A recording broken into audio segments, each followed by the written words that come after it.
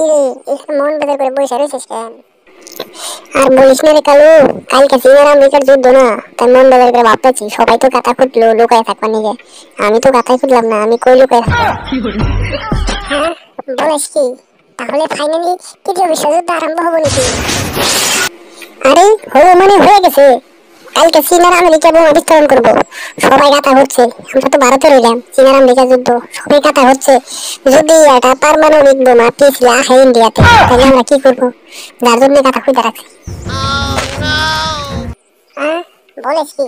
তাহলে কি সারা ওয়ার্ল্ডে যুদ্ধ হবে নাকি, সারা পৃথিবী জুড়া? আরে হবো মানে হয়ে গেছে। পৃথিবী আন্ডার মতো গোলাকার তো, তাই সবাই যুদ্ধ করতে পারে। যুদ্ধ আরম্ভ হইলে তুই কি করবি? আমি তো ব্যাগটার আগে বলাম। কালো বাচ্চা কালো, ডরে আগে তো পলাইবো। তোর নাকি থাকবি না? আমি ভাবছি তুই আমার নাকি যাবি যুদ্ধ করবার, তুই ডরিয়া পলাবি, তোর নাকি থাকা যাবো না।